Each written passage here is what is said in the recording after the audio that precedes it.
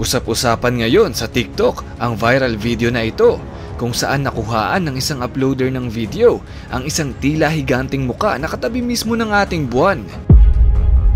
Sari-saring komento ang natanggap patungkol sa videong ito. May mga nangamba, may mga natakot, at may mga nagsasabing peke raw ito. Marami ring nagsasabi na parte ito ng napakalaking proyekto ng gobyerno na tinatawag na Project Bluebeam.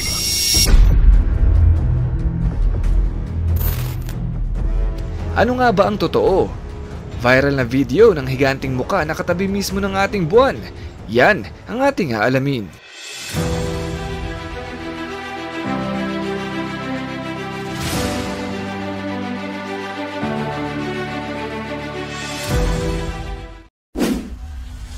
Ang kumakalat na videong ito ay galing sa Amerika. Kuha ito ng isang tao na mahilig mag-video ng buwan at ng mga bituin. Nitong nakaraang buwan lang ay aksidente niyang nakuhaan ang tila napakalaking muka na katabi ng buwan. Panoorin natin ang buong video. There it is. Look at that. Yep, there it is. To catch this thing in the sky. And holy moly, I am scared. 29th, 28th, 29th, I have got me a better quality camera. There he is. There he is. There he is. There he is. It's a huge face, looking right down on us. I'm scared, but I'm not gonna trip because I've been catching this thing for a while now. It's very ominous. Let's see if I can get a better picture on the moon like it's supposed to. Is my hand in front of the thing or something? There we go. Let's see if I can zoom in a little bit brighter. There he is. There's the moon. Oh, I lost it. There it is. There it is. Camera makes it so clear. There it is. Sari-saring komento ang nasa video. May mga nagsasabing pineke ito. Pero marami ring lumabas na mga video editor sa comment section. Sinabi nilang mahirap i-edit ang ganitong klase ng video. Lalo pat naka-zoom ito ng husto gamit ang isang mataas na uri ng kamera. Mapapansin ding hindi gumagalaw sa pwesto ang higanting muka kahit pa malikot ang pagkuha ng video. Ang pinakamasaklap pa dito ay posible raw na parte ito ng tinatawag na Project Bluebeam. Sa mga hindi pa nakakaalam, ang proyektong Project Bluebeam ay isa ring usapin na kumakalat sa internet. Sinasabing proyekto ito ng gobyerno na naglalayong kontrolin ang mga tao sa hindi nahahalatang paraan. Bago natin pag-usapan ng malalim ang Project Bluebeam, balik muna tayo sa buwan. Palagay mo, kapantas, gawa-gawa lang ba ang imaheng ito o posibleng totoo? Aantayin ko ang comment mo sa ibaba. Well, kung ako ang tatanungin ay hindi ko pa masabi kung totoo ito. Sana nga pineke lang, no? Dahil kung totoong may ganyang bagay nga ay talagang nakakabahala. Imagine, mukha pa lang yung nakikita dyan at malabo pa. Kumbaga, bahagi pa lang siya ng isang mas malaki pang bagay. Kung totoo ito, ay baka hindi na mag-function ng maayos ang ating buwan. Sabi nga ng ilang malilikot ang isip sa comment section, ay baka daw kainin nito ang ating buwan. Ang ating buwan ay napakalaking importansya para sa atin. Ito ang nagbabalanse ng ecosystem. Kung walang buwan, ay titigil ang pagkakaroon ng high tide at low tide. Kung wala nito, ay mahihirapan ang mga hayop sa dagat na makakain ng maayos at magparami. Unti-unting mauubos ang mga isda. Pati na rin ang mga hayop sa kalupaan ay maapektuhan din. Napakaraming mga hayop ang ginagawang gabay ang buwan para makapag-navigate. Kung wala nito, ay hindi na magiging balanse ang food web sa kagubatan. Tinuturo sa eskwelahan na kapag magulo ang food web, ay pati tayo ay maaapektuhan. Ang imaheng ito ay inihinalang parte raw ng Project Bluebeam. Sabi ng lalaking ito na nagngangalang Eric, hilig niyang pag-aralan ang mga kakaibang nangyayari sa loob at labas ng Earth. Hindi siya naniniwala sa sinasabi ng gobyerno. Tinalakay niya sa isa niyang video ang nasa Project Bluebeam. Ang pakay daw ng proyektong ito ay kontrolin ang mga tao sa hindi halatang paraan. Layunin itong burahin ang pagbubuklod ng mga relihiyon at gawin itong iisa lamang. Paano nila ito gagawin? Maglalabas sila ng samot-saring mga peking balita patungkol sa kalawakan, mga pag-aaral sa mga bagong planeta at mga nakakatakot na phenomenon para malito ang mga tao.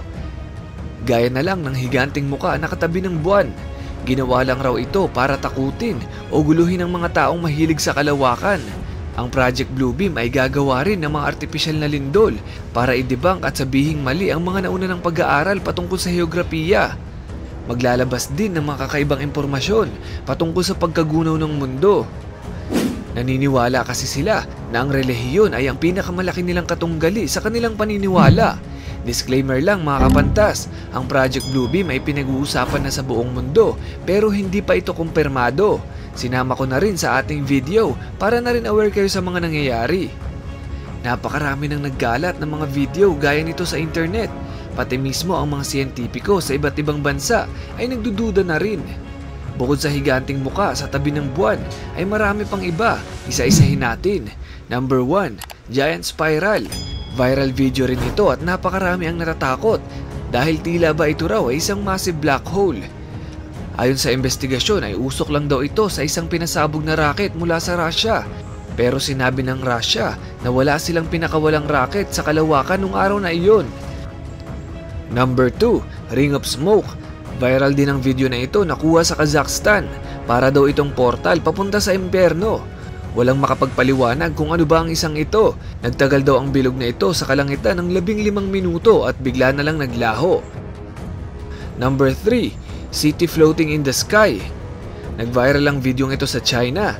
Sinabing gawa-gawa lang raw ito ng mga Tsino para i-test ang magiging comment ng publiko.